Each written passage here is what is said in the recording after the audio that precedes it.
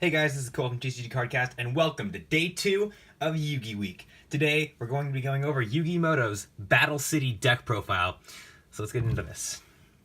I think it goes without saying that Battle City is everyone's favorite arc of Yu-Gi-Oh! Like, you may like Duelist Kingdom, you might like Waking the Dragons, but the best one overall, and actually the end of the manga, if I'm correct, was Battle City. So, everything after Battle City was not really canon to the rest of the Yu-Gi-Oh! World, to my knowledge, I think. Because I know Battle City is where the last of Yugi's tales are told in GX. Like, Jaden finds the stuff from Battle City or whatever. But yeah, so this is one of the 2 Yugi Muto decks in this week that we're going to have that have side decks, and that's only because Yugi gained cards throughout the tournament in order to help defeat other players. So let's get into this with the one, the only, Dark Magician again. Dark Magician, Dark, level 7 spellcaster, 2500 attack, 2100 defense, the ultimate wizard in terms of attack and defense, and the favorite card of our favorite protagonist. Next up, we have the ultimate waifu, which is the Dark Magician Girl, who makes her debut performance in this deck. Dark Magician Girl is a dark, level 6 spellcaster effect monster with 2000 attack and 1700 defense, and she gains 300 attack for every Dark Magician or Magician of Black Chaos in either player's graveyard. Pretty cool. She is a very, very iconic card, and she would go on to be used by Yugi in every single deck from that point on. So she's very iconic, very classic, and I couldn't build this deck without her. Next up, we have Yugi's Egyptian God card that he won from Strings. We have Slifer the Sky Dragon. Slifer the Sky Dragon is a level 10 divine beast with mystery attack and mystery defense. Requires 3 tributes. Its normal summon cannot be negated. If it's special summoned, it has to return to the graveyard at the end phase of the turn it's special summoned. It gains 1000 attack points for every card in its controller's hand, and when your opponent summons a monster in face of attack position, take 2000 points away from it, and if its points are dropped to 0 as a result, destroy it. Very, very cool. Slifer is my favorite of the Egyptian gods, just because I think he's so cool. Like, Thunder Force attack and his second mouth's ability, it's just so cool. And as I said back when we did our Yugi and Kaiba and Merrick deck profiles, we always use the colored art because it's always more authentic to the show. So, yeah, there we go. Slifer the Sky Dragon. Another card that made its debut performance in Battle City was the awesome Buster Blader. This card, there are, I think there's 3 cards in this deck that Yugi kind of put in here where you're like, yeah, Yugi put that in here because he knew he was going to duel Kaiba. And this is one of them. Buster Blader is a level 7 Earth Warrior effect monster with 2600 attack and 2300 defense. His effect is, this card gains 500 attack for each dragon-type monster your opponent controls or is in their graveyard. So Buster Blader is very, very strong, especially in like Battle City times where people were throwing random dragons into random shit because random dragons are really, really random. And it's, again, because Yugi even showed him off in Battle City against Kaiba. Like, Yugi knew this was going to be an amazing card against Kaiba, and it was. But it even showed us that in the show, Slifer was an actual dragon monster. So maybe in the show, Buster Blader gained attack points from every dragon monster, not dragon-type monster. Like, you know how Mystery Shell Dragon is a worm, not a dragon? Maybe that would give Buster Blader points in the show because it was a dragon monster? Who knows? But, yeah. Buster Blader. Next up is a returning card from Duelist Kingdom. We have Summoned Skull, which is a dark level 6 fiend normal monster with 2500 attack and 2500 attack and 1200 defense. A fiend with the dark powers for confusing the enemy. Among the fiend type monsters, this monster boasts considerable force. This card is always treated as an Archfiend card. Very classic, very classic. He actually only used this card once, but I couldn't not throw it in because, in all honesty, Yugi does not use a lot of monsters in Battle City. He uses a lot of the same combos over and over again to win duels with his monsters. So I actually had to toss in Summon Skull, even though he's another high-level monster to add to the count. So, very classic, though. Very classic.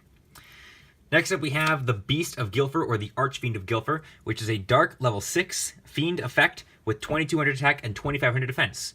When this card is sent to the graveyard, you can target one face-up monster on the field. Equip that target with this card. That monster loses 500 attack while equipped with this card.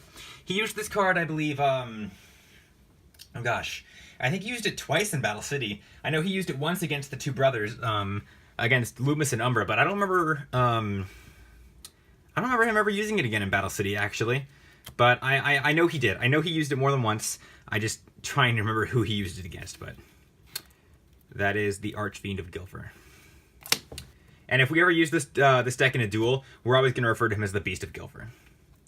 Next up, we have everyone's probably my favorite combo from Yugi's deck. We have the Magnet Warriors.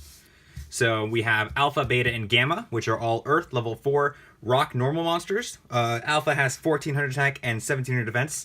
Beta has 1700 attack and 1600 defense. And Gamma has 1500 and 1500 attack and 1800 defense. Alpha, Beta, and Gamma meld as one to form a powerful monster that goes across all their effects. And then there's Valkyrion, who is an Earth level 8 rock effect monster with 3500 attack and 3850 defense. Like, that's such a specific number. He cannot be normal summoned / set and must first be special summoned from your hand by attributing Alpha, Beta, and Gamma from your field and or your hand. You can tribute this card, then target one Alpha, Beta, and Gamma in the graveyard and special summon them. So this guy's pretty cool. You can summon this guy out, and if you want to summon your Slifer, summon this guy back into these three guys, and then you get your tributes for Slifer. And in all honesty, these guys have some pretty good points, in all honesty. Like, these guys make up for all of Yugi's terrible cards in Duelist Kingdom, in all honesty, guys. These guys just have such good points for their time. He's a great defender, he's a great attacker, he's a great defender, and he's just busted, so... yeah, if you can ever pull off Valkyrion, props to you, but he is a little hard to pull off. Next up, we have Yugi's next trio, which is Jack's Knight, King's Knight, and Queen's Knight, the Poker Knight combo that he constantly used to summon Slifer the Sky Dragon and Obelisk and all that stuff. So, Jack's Knight is a light level 5 warrior with 1900 attack and 1000 defense. King's and Queen's Knights are both light level 4 warriors. King's Knight is an effect monster, and Queen's Knight is a normal monster. King's Knight has 1600 attack and 1400 defense, and Queen's Knight has 1500 attack and 1600 defense. Very opposites of each other there. King's Knight's effect is, when this card is normal summoned while you control Queen's Knight, you can special summon one Jack's Knight from your deck. Now we play an errata with this card whenever we play it, and that is that if either one of these two is summoned while the other is on the field, you can summon Jack's Knight from your deck. I usually find that to be the best version of this effect, but I mean, it's not how it usually works, but Jack's Knight's flavor text is: a strong master swordsman. His loyalty is to justice, his duty to protect the weak. Queen's Knight's thing is this knight catches her opponents off guard, dominating them with swift yet graceful attacks. Very cool. Very cool. And Yugi does not play Arcane Knight Joker at all. Like, not even once. Yugi's next combination of cards is Baphomet and Gazelle. These two obviously are his two fusion cards. Last time it was Gaia and Curse of Dragon, but these two are his fusion cards for this time, and they merge into their Chimera monster, but we'll get into that guy in a minute. Baphomet is a dark level 5 fiend effect monster with 1400 attack and 1800 defense. When this card is normal summoned or flip summoned, you can add one Gazelle, the King of Mythical Beasts, from your deck to your hand. Gazelle is an Earth level 4 beast normal monster with 1500 attack and 1200 defense. This monster moves so fast that it looks like an illusion to the mortal eyes. Very, very classic cards. I actually believe he went on to use these guys in every single deck after this, so there we go. Next up, we have the very, very strong Big Shield Gardna, which is an Earth level 4 warrior effect monster with 100 attack and 2600 defense. During either player's turn, when this card is face down and no other card is targeted by a spell card, change this card to face up a defense position, and if you do, negate the spell card's effect. Don't know why that's really an effect, doesn't really make sense. This card is attacked, change it to attack position at the end of the damage step. That's just basic generic knowledge. So very cool, very classic. Yugi used this a lot later on. One of my favorite cards in this deck is the Electromagnetic Turtle. And this is a card that Yugi, I think, only used twice. Once in Battle City, once in Waking the Dragons. But it's a card that I find so classic that I just have to throw it into almost every Yugi deck I do. Electromagnetic Turtle is a light level 4 machine effect monster with 0 attack and 1800 defense. During your opponent's battle phase, you can banish this card from your graveyard, end the battle phase. This is a quick effect. You can only use this effect of Electromagnetic Turtle once per turn. He used this to stop Obelisk, and I love this card so much. It's so cool, and I'm really glad they gave this to us in the legendary decks. Yugi's final monster is Karibo, obviously. On to Yugi's spells and traps. His spells, he runs the basic Battle City combo, which is Monsterborn, Pot of Greed, and Polymerization. Battle City is where we start to see Pot of Greed really take root. Monsterborn tells us summons a monster from the graveyard. Pot of Greed, no idea what it does. Polymerization fuses monsters. Always that classic combo, guys. Yugi plays 1 copy of Diffusion. It's a quick play spell. Return 1 fusion monster on the field to the fusion deck. If all the fusion material monsters that were used for the fusion summon of that fusion monster are in your graveyard, you can special summon them. So if you were to diffuse an Ultimate Dragon, it's not going to turn into the 3 blue eyes. It's just going to go to the graveyard, assuming that it's your opponent's. If it's yours and they're still in your graveyard, then yeah, that works. But it's very important to know about this card. Card of Sanctity. We don't play this card with the drill effect. We play this card with the effect that both players draw until they have 6 cards in their hands. Pretty cool. Card Destruction. Both players toss out their hands and draw whole new hands equal to the number of cards they tossed out. This card's here in case Kaiba tries to lullaby of obedience a card out of your hand. We have the Magic Card Exchange. Both players show their hands to each other. You both select 1 card from each other's hand and add it to your own. When this card is sent to the graveyard, they are placed in the graveyard of the original owner. So, yee. Pretty cool. I love this card a lot. Very cool card. Next up, we have a copy of Double Spell. Discard 1 spell card, then target 1 spell card in your opponent's graveyard. Place that target in the appropriate zone on your side of the field, and as this card's effect resolution, follow its card text as if you had used it yourself. You can steal like a Pot of Greed or a Monsterborn from your opponent. Pretty cool. Pretty cool card, actually. Very useful. Next up, we have Change of Heart. And Yugi also, in this deck, also plays Brain Control, but I did not use that because I actually took a lot of cards out of this deck. This deck was supposed to be 50 cards, counting spells and traps, and 18 monsters. The deck did not work, guys. The deck did not work, so this is the minimum I had to go with. So I chose Change of Heart over Brain Control. This is like his finals deck, so. Select 1 monster on your opponent's side of the field. Take control of that monster until the end phase of this turn. No idea why Yugi played both Change of Heart and Brain Control, but he did. This is Bakor's favorite card. Next up, we have a copy of Magical Formula, which is an equip spell. Equip only to Dark Magician or Dark Magician Girl. It gains 700 attack points. When this card is sent from the field to the graveyard, gain 1,000 points. Very cool card. Very awesome. I love this card a lot. Next up is Diffusion Wave Motion. Yugi used this card to destroy Kaiba. Pay 1,000 life points, then target 1 level 7 or higher spellcaster type monster you control. This turn, only that monster can attack, and it must attack all monsters your opponent controls once each. The effect of effect monsters destroyed by this card's attack does not activate and are negated. Very cool. This is a very powerful card that you're never going to get off because the only level 7 or higher spellcasters he has in this deck are the Dark Paladin and Dark Magician. So, it's in there, though. It's in there. Speaking of Dark Magician, we have Magical Dimension, which is a quick play spell. If you control a spellcaster-type monster, target 1 monster you control, tribute that target, then special summon 1 spellcaster-type monster from your hand. Then, you can destroy 1 monster on the field. Pretty cool. Pretty cool.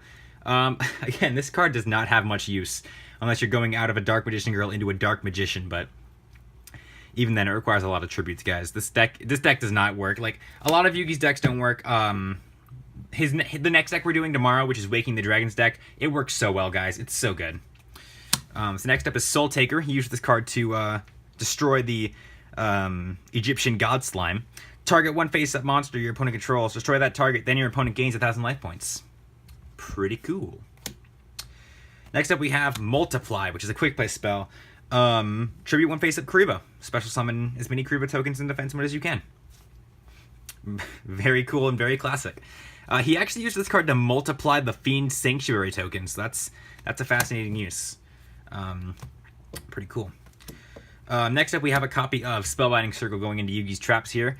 It's a continuous trap card. Activate this card by targeting one monster your opponent controls. It cannot attack or change its battle position. When that monster is destroyed, destroy this card. Pretty cool. The Light Force Sword card that he used against Seeker and against Kaiba.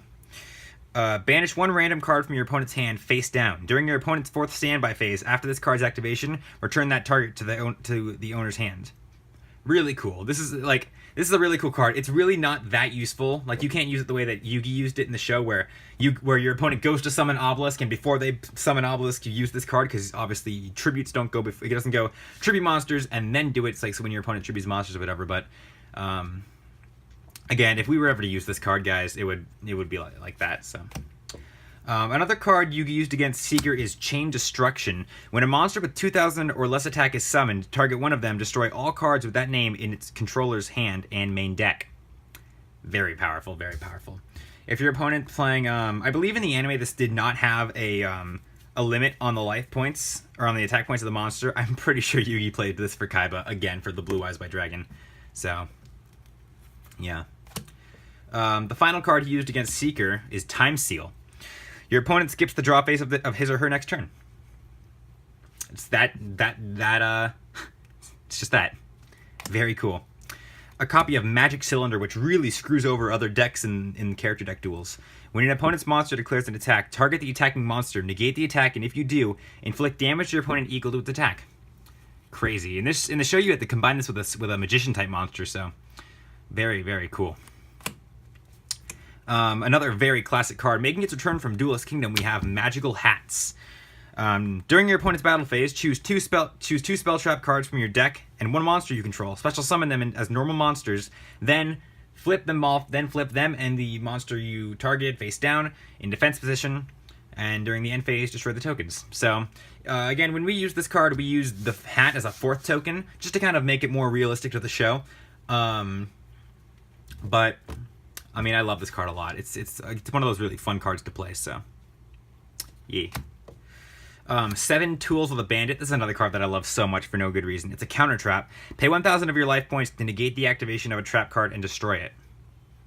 Pretty basic. His last trap card is Soul Rope. When a monster you control is destroyed by a card effect and sent to the graveyard, except during the damage step, pay 1,000 life points, special summon one level 4 or lower monster from your deck.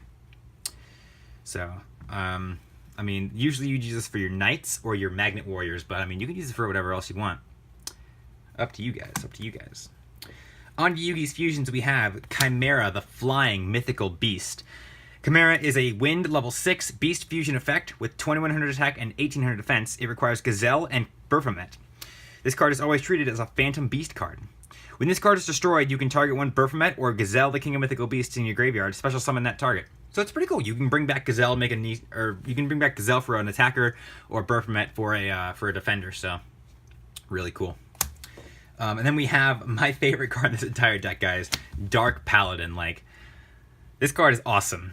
It's a dark level 8 spellcaster fusion effect that requires Dark Magician and Buster Blader with 2900 attack and 2400 defense. Must be fusion summoned. When a spell card is activated, quick effect, you can discard one card, negate the activation, and if you do, destroy it. This card must be face up on the field to activate and to resolve this effect. Gains 500 attack for each dragon monster on the field and in the graveyard. Very cool. This is the card he used to devastate Kaiba, guys. This is so cool. As I said earlier, this deck does have a side deck. The cards in which consist of just Red Eyes Black Dragon, Fiend Sanctuary, and Obelisk the Tormentor, because these are all cards that he either won or got from people in Battle City. So that's that. So thank you guys so much for watching this video. If you liked it, make sure to hit the playlist up in the upper left-hand corner to check out our other videos from Yugi Week. Make sure that you guys hit the button in the center of the screen to subscribe on the spot. Make sure you like, comment, and go into the description to check out our Discord and our Patreon if you want to help us make much better content for you guys. Tomorrow, we're going to be going over Yugi's Waking the Dragons deck. So, this has been Cole from TCG Cardcast. Peace out, guys.